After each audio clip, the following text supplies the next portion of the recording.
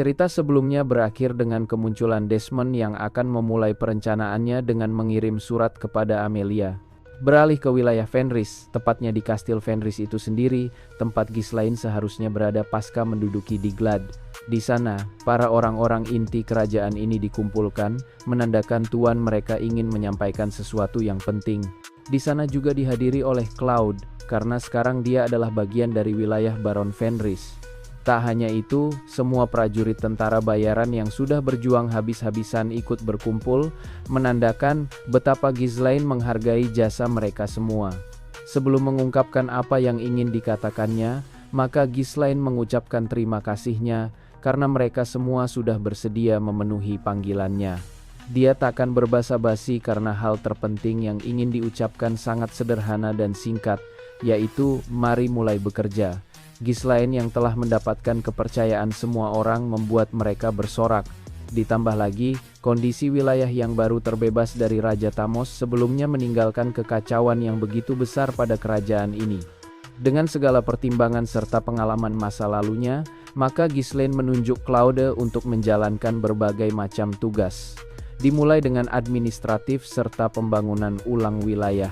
Dan sambil berkeliling, Ghislaine ingin langkah awal dengan sensus penduduk, bahkan membawa kembali rakyat yang meninggalkan kerajaan ini sebab tak tahan pada raja sebelumnya. Saat hal itu selesai, maka langkah selanjutnya adalah membeli pasokan makanan selama beberapa bulan, karena perbaikan paling tepat adalah mengatasi krisis makanan. Lalu, Ghislaine juga ingin rakyat memulai pertanian, jadi binatang sapi harus dikirim ke setiap wilayah untuk membajak ladang, serta membersihkan hutan terdekat untuk dijadikan ladang pertanian baru. Dan ucapan itu sungguh mengejutkan Claude, karena tempat ini sangat tandus dengan tanah yang kering. Semakin lama mendengarkan perintah tuannya, maka dia makin tak paham. Bahkan Ghislaine menyuruh untuk menggiling tulang monster Blood Python dari Beast Forest untuk dijadikan pupuk. Dia juga ingin semua instruktur lama diganti dengan peralatan baru untuk memaksimalkan kinerja rakyat maupun para prajurit. Tak berhenti di situ saja, dia ingin membangun tempat penyimpanan baru serta sistem pembuangan.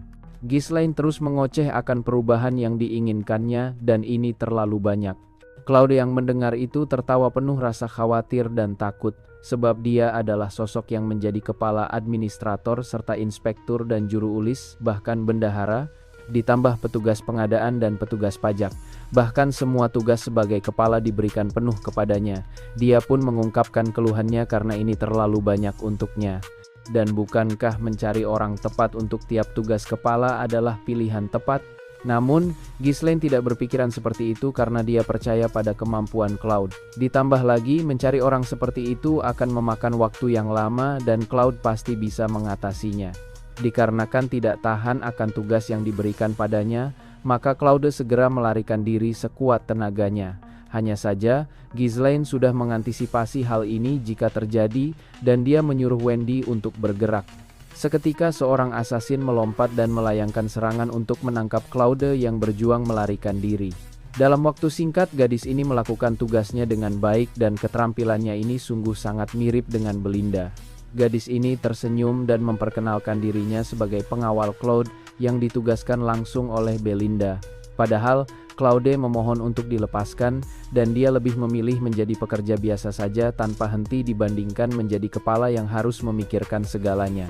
Sebagai penguasa, Ghislaine mengetahui hal paling mendasar yang sering diabaikan, yaitu seorang bangsawan maupun tuan tanah berkewajiban melindungi para rakyatnya.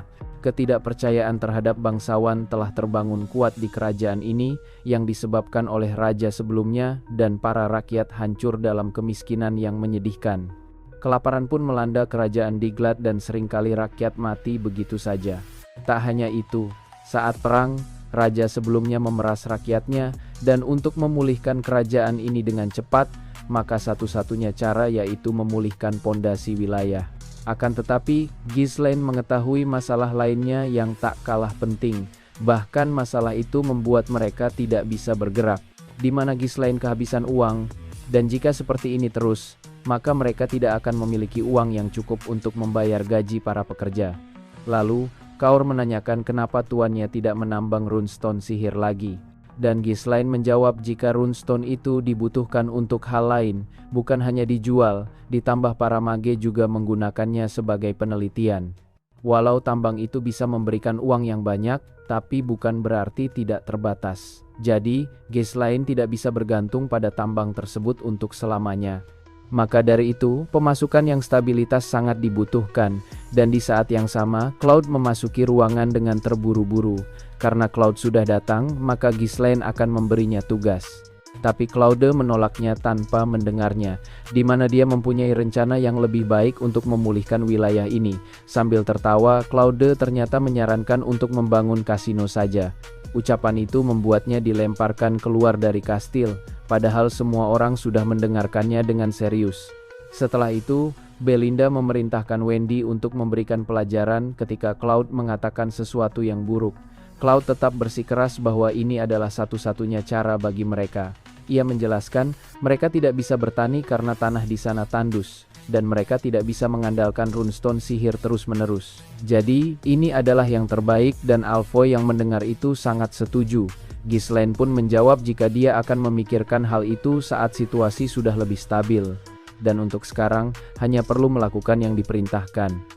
Jika membangun sebuah kasino sebelum wilayah ini memiliki infrastruktur solid, maka mendapatkan uang dengan cepat bisa terjadi, tapi akan menjadi berbahaya, bahkan jauh lebih buruk. Jangka panjangnya, wilayah ini harus berhadapan dengan beberapa tindakan yang tidak bagus melalui campur tangan wilayah lain dalam kasino. Claude mengerti, tapi sekarang wilayah ini sudah kekurangan makanan, bahkan tidak memiliki uang cukup untuk membeli persediaan bulan berikutnya. Alfoy yang sebelumnya tak pernah menyentuh perjudian sangat mendukung tujuan mulia Claude, dan dengan kemampuannya maka dia pasti bisa mengumpulkan uang yang banyak. Kemudian, Ghislaine menegaskan jika dia akan mengurus soal makanan dan memikirkan mencari uang saat itu berhasil. Dia akan membuat tanaman tumbuh di tanah tandus itu. Jadi, Claude hanya perlu melakukan yang diperintahkannya. Claude sungguh tak mengerti jalan pikiran tuannya, padahal tanah itu sangat kering hingga mustahil ditumbuhi tanaman. Ghislaine yang mendengar itu tersenyum. Dan apakah Claude ingin taruhan? Sampai akhir, Claude tetap yakin jika hal itu sangat mustahil dan jika bisa dilakukan, maka kerajaan ini sudah pasti melakukannya. 3 bulan kemudian, Claude dan Alfoy sungguh tercengang atas apa yang dilihatnya.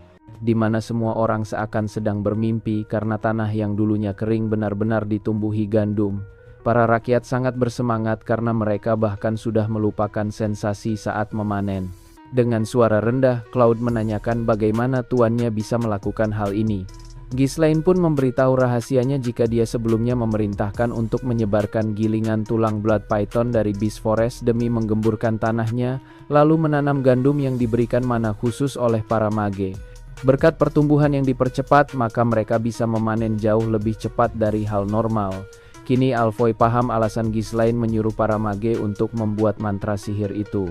Sementara itu, Vanessa sangat terkesan pada kemampuan Ghislaine yang berpikir untuk menggabungkan semua mantra sihir dan menggunakannya pada bibit. Meski ini terdengar hebat, tapi Ghislaine bukanlah sosok mage yang mengetahui hal tersebut. Akan tetapi, ini adalah metode yang ditemukan oleh penyihir di masa depan. Ghislaine tak peduli bagaimana bisa cara kerja penggabungan sihir itu, tapi dia hanya peduli pada hasilnya. Seluruh rakyat yang melihat pencapaian ini bersorak, dan mereka berjanji untuk mengikuti semua perintah tuannya tanpa bertanya. Walau terkadang terdengar aneh, tapi hasilnya sungguh memuaskan. Mereka bahkan bersorak sambil mendoakan Baron Fenris sepanjang umur, dan saat semua orang bergembira, maka Claude dan Alfoy mencoba untuk pergi. Akan tetapi, mereka harus berhenti karena Ghislaine menyadari hal tersebut. Lalu, Ghislaine mengungkapkan jika terdapat kontrak yang harus mereka berdua tanda tangani. Kontrak itu adalah taruhan tentang keberhasilan serta kegagalan tumbuhnya tanaman di tanah tandus. Jika menang, maka mereka akan mendapatkan kebebasan serta uang yang besar. Tapi jika kalah, maka mereka harus bekerja selama 10 tahun sebagai budak tanpa dibayar. Baik Claude dan Alfoy adalah orang yang sangat hebat dalam taruhan, tapi kali ini mereka dikalahkan pada keahlian mereka sendiri. Pasca pasokan makanan stabil, maka Ghislaine kembali menambang dan akhirnya runestone sihir bisa digunakan pada hal lain selain dijual. Kemudian, Ghislaine bertemu dengan Hubert, master dari Crimson Flame Tower. Dalam pertemuan itu, ia menyarankan agar Hubert membangun cabang menara di wilayahnya.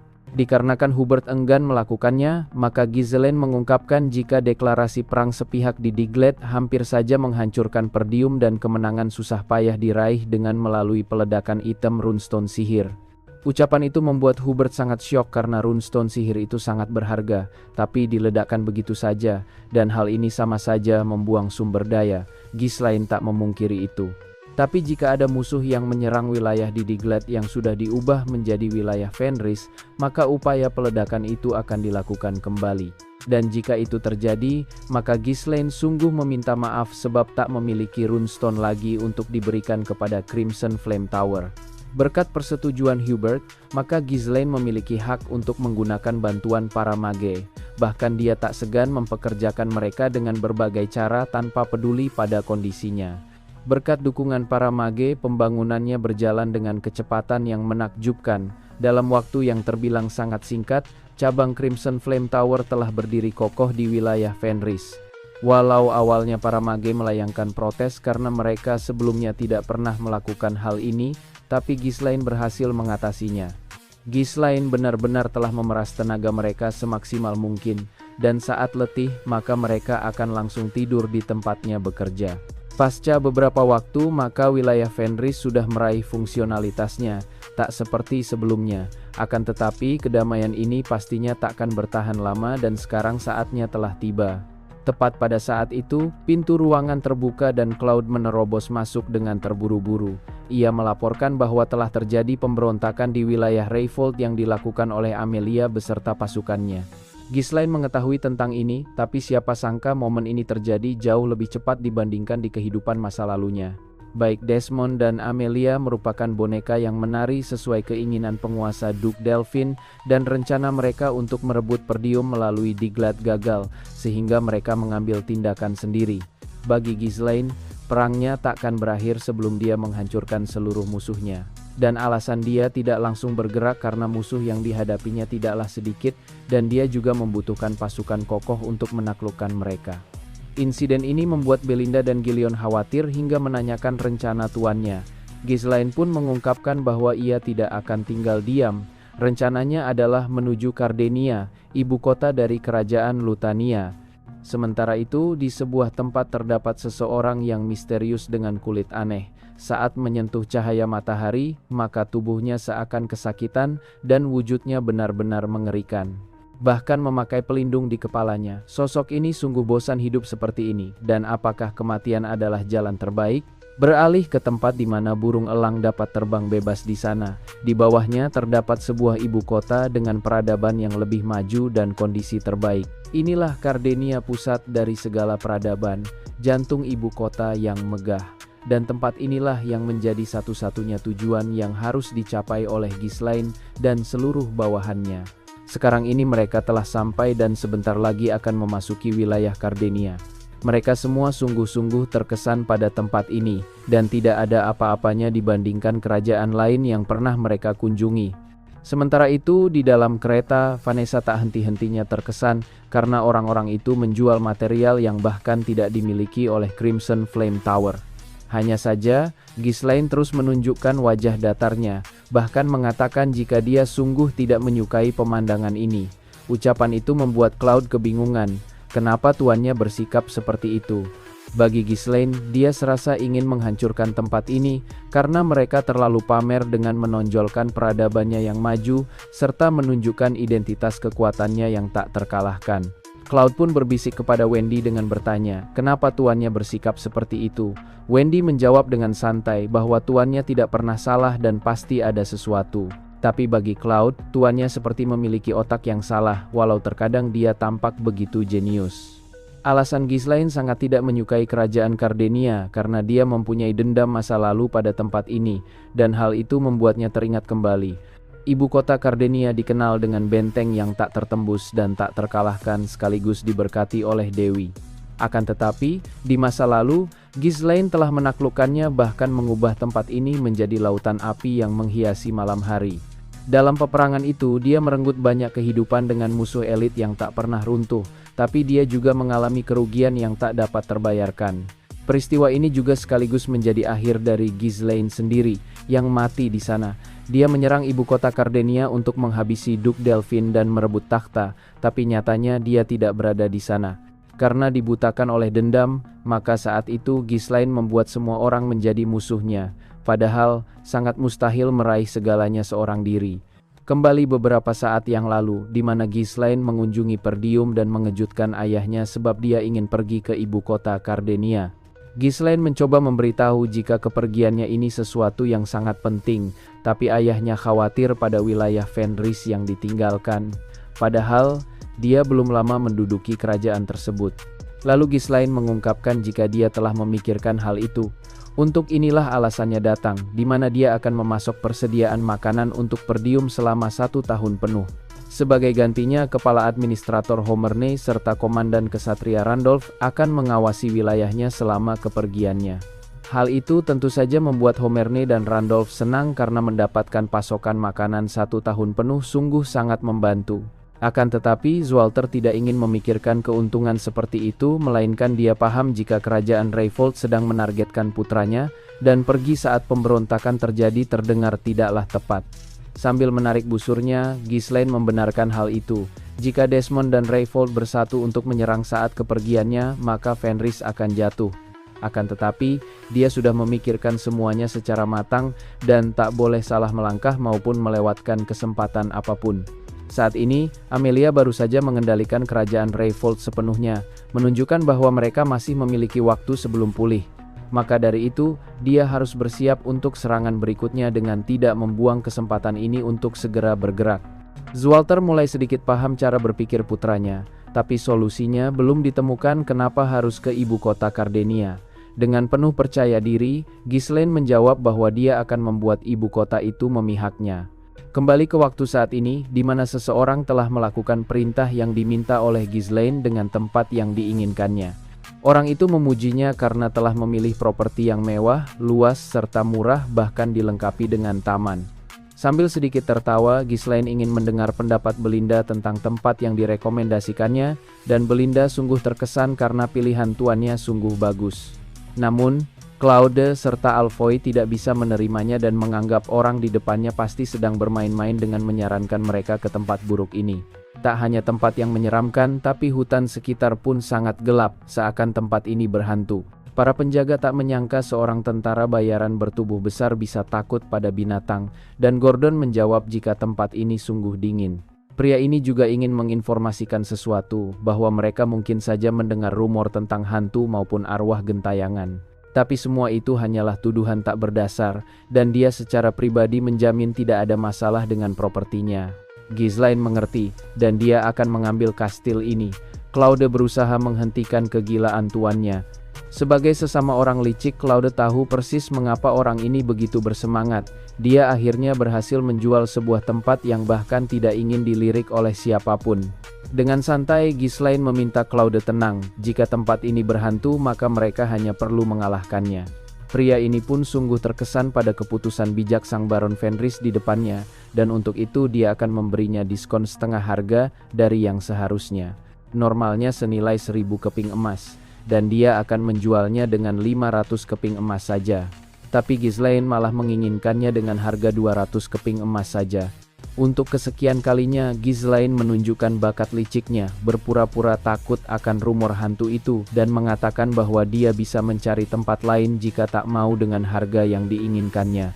Namun, orang ini berusaha meyakinkannya bahwa Ghislaine takkan menemukan kastil semurah ini di wilayah ibu kota. Alasan Ghislaine ingin harga demikian sebab semua propertinya sudah tidak terawat dan pasti akan menguras kantongnya untuk pemeliharaan besar. Ditambah, dia juga harus membayar pajak tiap tahunnya. Dia juga memperingatkan jika tak ada orang yang ingin membeli kastil menyeramkan ini selain dirinya. Di tengah keributan itu, tampak sosok misterius yang mengawasi mereka dari dalam kastil. Kemudian sosok misterius itu menghilang begitu saja tanpa jejak. Karena sudah terjual, maka Belinda akan memimpin perbaikan. Dia memerintahkan semua orang untuk berjuang menghilangkan semua jejak kesedihan dari tempat ini. Di sela itu, Claude memanggil Ghislaine. Claude penasaran bagaimana tuannya bisa membangun koneksi di ibu kota, dan siapa juga yang akan mendatangi tempat terpencil ini. Ghislaine juga paham dari sudut pandang seperti itu, maka tidak ada orang yang akan datang. Maka dari itu, dia hanya perlu memberikan mereka alasan untuk bertemu dengannya bahkan mencarinya, sebab dibutuhkan. Beberapa saat kemudian, Ghislaine menyuruh semua orang mengumpulkan benda serta bahan-bahan yang ditulisnya.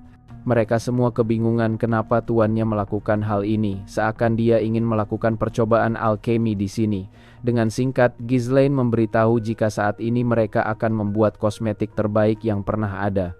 Setelah menyelesaikannya, maka dia berencana mengirimkannya sebagai hadiah ke setiap rumah bangsawan di ibu kota. Tapi bawahannya mempertanyakan apakah tuannya benar-benar yakin akan menjalin hubungan dengan kosmetik, dan apa bangsawan akan tertarik hadiah sekecil itu. Ghislaine yang mendengar itu hanya tersenyum karena dia yakin para bangsawan takkan bisa menahan diri untuk tidak datang menemuinya di tempat terpencil ini. Bagi para bangsawan, penampilan merupakan simbol kekuasaan dan martabat, bahkan mereka akan melakukan apapun untuk menjadi lebih cantik dan tampan. Di masa depan terungkap bahwa kosmetik yang populer pada masa itu terbuat dari merkuri serta bubuk putih yang sangat beracun bagi kulit, dan keluarga Duke Delphine mengembangkan alternatif yang lebih aman, serta berhasil menghasilkan kekayaan dari bisnis tersebut. Tapi sekarang, Ghislaine telah mencuri resepnya, dan ini adalah kosmetik impian yang memperbaiki setiap kekurangan kosmetik lama.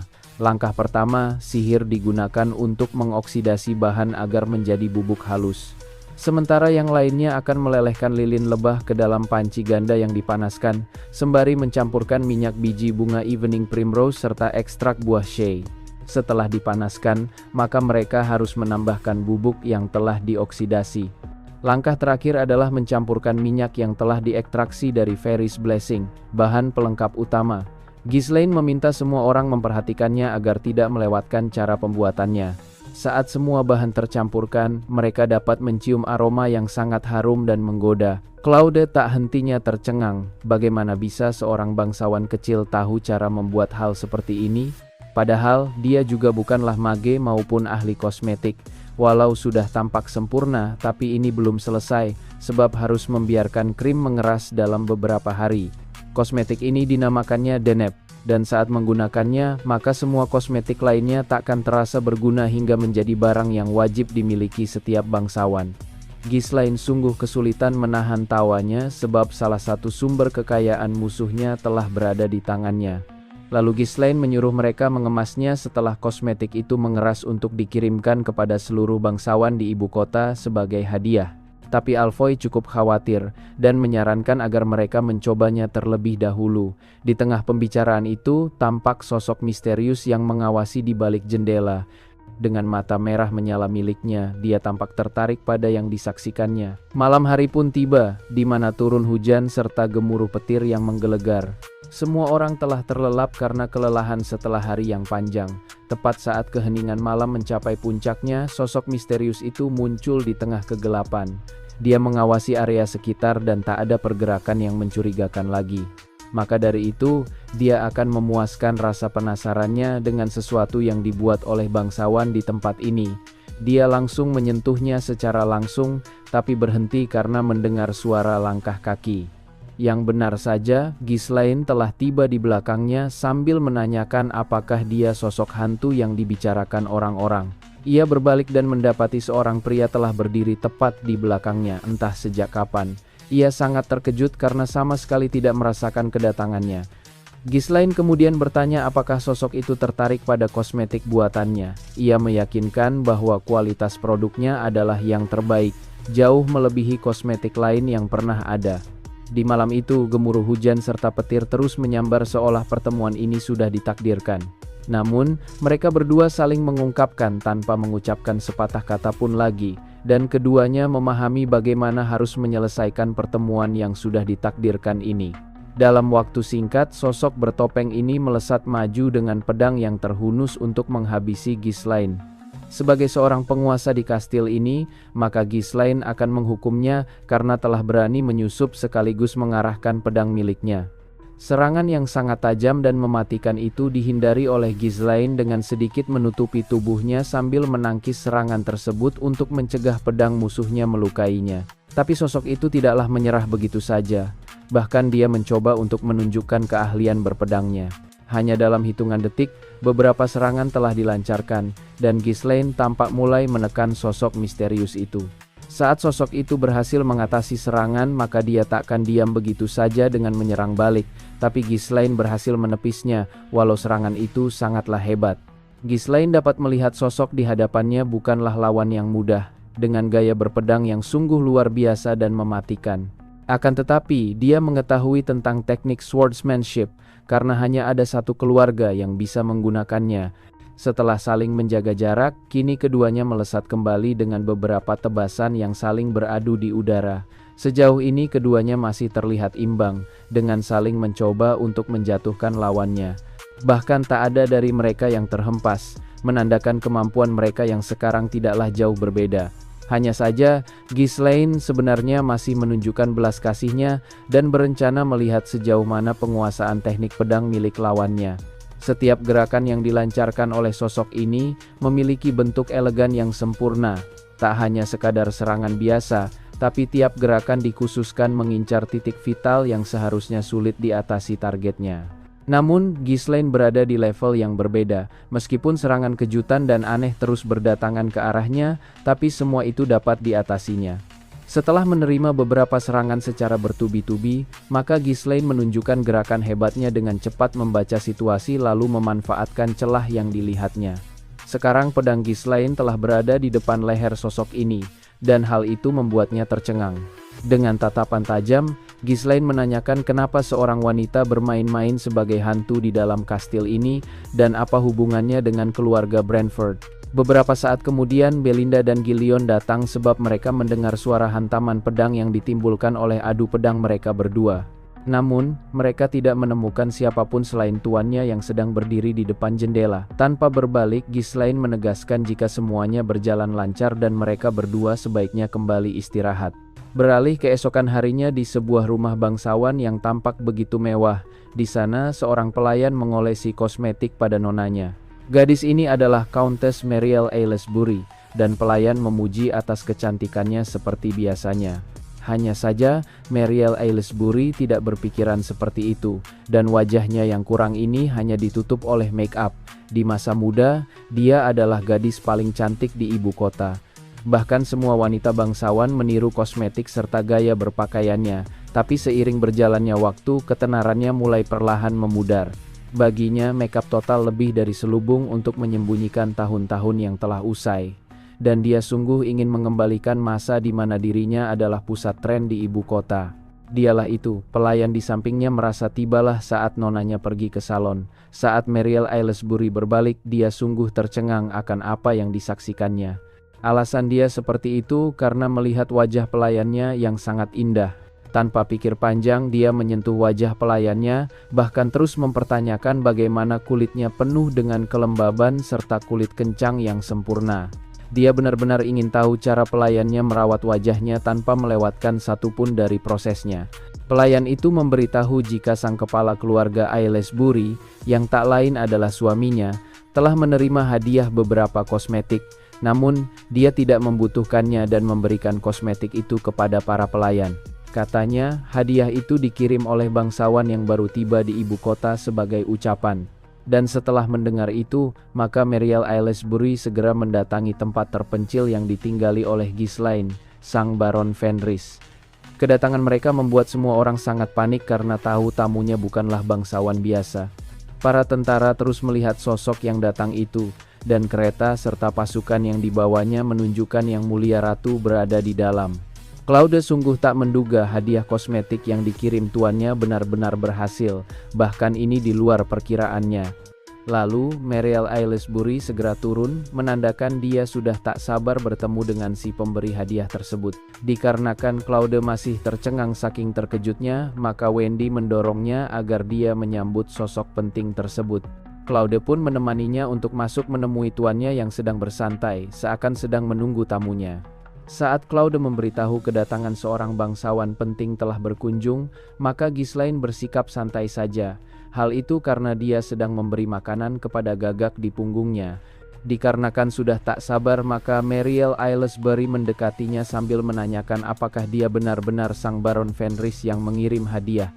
Siapa sangka, Ghislaine akan langsung bergerak dan mencium tangan wanita itu, sembari memperkenalkan dirinya sebagai penguasa wilayah Fenris Utara. Bahkan dia juga merasa terhormat atas kedatangan tamu sepertinya.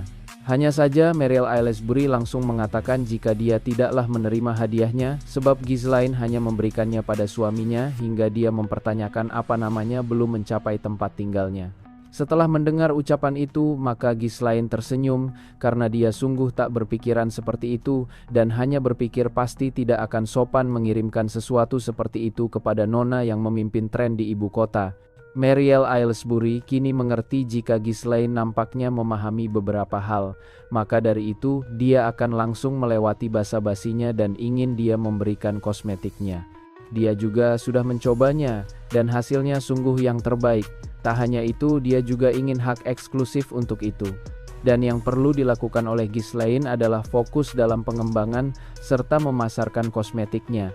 Ghislaine mengerti dan bisa melakukannya jika pembelian itu dalam jumlah besar. Meski begitu, Meriel Aylesbury memberitahu jika melakukan bisnis di ibu kota sudah menjadi hal yang sulit. Tak peduli seberapa bagus produknya, karena menembus lingkaran yang sudah terbentuk hampir dikatakan mustahil. Dia juga dapat menebak jika Ghislaine hanyalah bangsawan kecil yang nampaknya kekurangan dana karena harus tinggal di mansion tua seperti ini. Belinda yang mendengar itu cukup kesal karena ucapan Meriel Aylesbury seperti sebuah ancaman, dan Claude tidak terlalu membenarkannya karena tuannya sendiri yang bersikeras memilih mansion tua ini, padahal dia bisa mendapatkan yang lebih baik. Ghislaine bisa saja memberikan hak eksklusif padanya, tapi harganya akan cukup mahal. Dan Meriel Aylesbury yang mendengar itu tertawa, karena keluarga Aylesbury merupakan salah satu yang terkaya di ibu kota. Tanpa basa-basi lagi, Ghislaine menyebutkan harga fantastis di mana satu buah senilai 100 keping emas. Harga itu membuat Meriel Aylesbury tercengang dan menganggap Ghislaine pastinya bercanda. Namun, Ghislaine tidaklah bercanda. Lagi pula, wanita di hadapannya saat ini adalah ratu dari sosial kelas atas. Dan jika Meriel Aylesbury tertarik pada produknya, maka harga itu bisa dibilang cukup adil. Wanita ini tak menyangka, di balik wajah tampan pemuda di hadapannya tersimpan sifat licik yang mematikan, dan menurutnya tidak masalah membeli sebuah benda maupun perhiasan dengan harga tinggi. Tapi bagaimana bisa satu buah kosmetik semahal itu? Dengan ini, dia beranggapan Ghislaine sudah mempermainkannya, tapi dia juga menginginkan produk tersebut. Lalu Ghislaine meminta nona di depannya untuk tenang, karena dia akan memberikan sebuah kehormatan padanya. Dan hal itu seharusnya tidaklah ternilai. Tanpa pikir panjang, Belinda membuka kotak itu. Isinya dipenuhi tumpukan kosmetik baru yang belum tersentuh, tampak mengilap dan belum dikemas. Meriel Aylesbury seketika terperangah. Jantungnya berdebar, karena ia tahu, barang-barang yang selama ini ia cari, inilah alasan satu-satunya kehadirannya di sini. Ghislaine menyebut produknya bernama Deneb, dan ini adalah kosmetik yang diproduksinya sendiri. Bahkan kualitasnya melebihi apa yang dikirimnya kepada semua bangsawan di ibu kota. Dia juga tidak memungkiri sangat mustahil menembus pasar dengan lingkaran yang sudah terbentuk. Tapi dengan kosmetik terbaik ini, maka semuanya dapat berubah. Kemudian kehormatan tertinggi akan diberikan kepada Meriel Aylesbury, sebab dialah orang yang akan mengubah pasar tersebut. Sudah sejak lama jantung Meriel Aylesbury tidak berdetak kencang seperti ini, karena hal itulah yang diinginkannya. Dia pun tersenyum sambil memuji kata-kata Ghislaine yang sungguh manis sekali. Maka dari itu, dia akan menyetujuinya, dan Ghislaine harus segera mengatur kosmetiknya. Sedangkan dia akan mengguncangkan ibu kota dengan membawa tren kosmetik baru. Sekarang dia akan pergi dulu, tapi jika Ghislaine membutuhkan sesuatu, maka dia pasti akan berusaha membantu selama hal tersebut masih dalam kemampuannya. Saat Meriel Aylesbury ingin naik ke keretanya, maka Ghislaine ingin meminta bantuan. Dia ingin nona di depannya berbicara pada Marquis Branford dengan mengatakan, jika Baron Fenris dari utara bisa membantu menyelesaikan masalah putrinya. Beralih ke kediaman Marquis Branford, di mana kepala keluarga di sana sudah mendengar tentang Baron Fenris dari utara. Sosok ini sangat penasaran kenapa Ghislaine bisa mengatakan hal seperti itu, di saat tak ada yang bisa melakukannya.